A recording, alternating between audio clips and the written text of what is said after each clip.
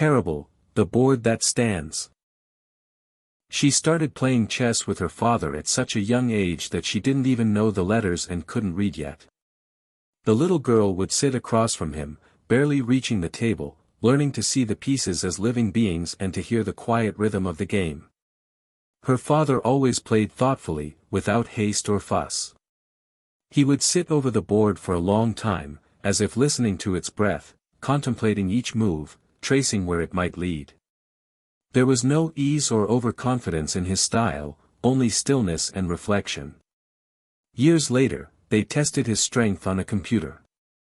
At level 10, the hardest one, he didn't lose a single game, every match ended in a draw. As for her, she hardly touched chess after an incident at school. In 5th grade, the chess coach was selecting students for interschool competitions. She made it to the finals, where she faced another girl. Their match ended in a draw. The coach didn't even look at her. "You play too defensively," he said. "She's better. She knows how to attack." The girl glanced at her with triumph in her eyes. And inside her, something broke. That day, she thought, "I'm not a real chess player. I'm wrong somehow." Years passed. Recently, remembering that time, she sat at the board again. She played several games against a computer. At levels 6 and 7, again, she didn't lose a single one. Every match ended in a draw. And suddenly it struck her, all this time she had mistaken for weakness what was, in fact, her greatest strength. In chess, she never rushed to attack.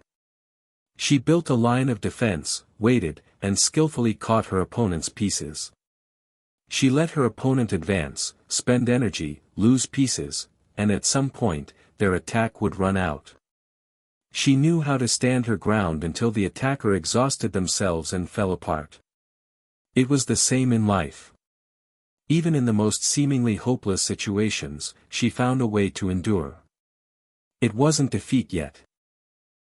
She learned to notice any opportunity, to turn it into a foothold for her next step, and she always found it. In the end, the opponent would be destroyed by their own advantages.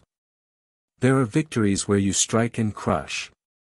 And there are others, rarer and deeper, when you stand firm and keep your board whole. This was her style of play. And this was her way to win.